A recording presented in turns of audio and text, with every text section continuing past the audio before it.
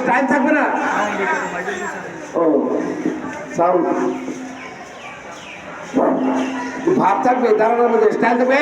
জাতীয় সঙ্গীত তোমরা এইভাবে লড়াচড়ি করো কোনো 1 2 3 4 5 6 7 8 9 নম্বর, এই লাইনে 9 নম্বর ছাত্র। হ্যাঁ, তুমি অনেক ডিস্টার্ব করছো।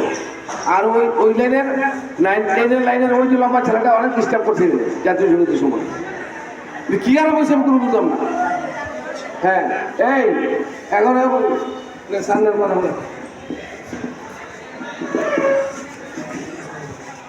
আজ 24শে চৈত্র 1432 8 এপ্রিল 2026। আমি মোহাম্মদ নাজমুল হোসেন খান, সহকারী শিক্ষক বাংলা।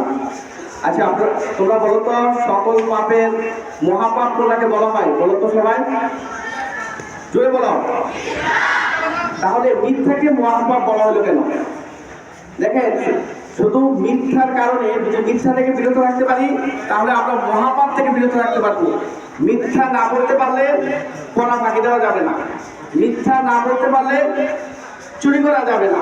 যদি একজন চোর, ধরেন কেউ জানে না সে চুরি করছে, যদি বলে যে চুরি করছো কিনা, সে যদি মিথ্যা না বলতে পারে তাহলে কি চুরি করতে পারবে? তাহলে আমাদেরকে মিথ্যা বলা যাবে না। এবার একটা কথা, যখন আমরা শিখলাম আজকে, তাহলে কি শিখলাম?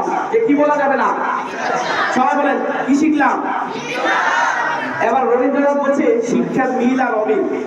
কখন শিক্ষার মিলন ঘটে আর কখন শিক্ষার মিলন ঘটে না। আমি যা শিখলাম আমি যদি তা ধারণ না করি তখন বলি শিক্ষার অমিল। আমরা বলি না যে এই লোকটা শিক্ষিত কিন্তু এই লোকটা তো ধূমপান করছে, বিড়ি খাচ্ছে, তাহলে এখানে দোষ টাকা শিক্ষার না ওই ব্যক্তি? ব্যক্তি। তাহলে এখানে রবীন্দ্রনাথ বোঝাতে চাইছে যদি কোনো ব্যক্তি খারাপ জিনিসটা জানার পরেও সেটা পালন না করে তখন সেটাকে বলি শিক্ষার অমিল। এবার শিক্ষার মিল আর অমিল সম্পর্কে বুঝতে পারছেন? তাহলে আপনারা আজকে কি শিখছেন বলেন তো? যে মিথ্যা বলা যাবে না, মিথ্যাকে কি বলা হয়েছে? মহাপাপ। তাহলে যদি আমরা মিথ্যা না বলি তাহলে কি থেকে বিরত থাকতে পারবো?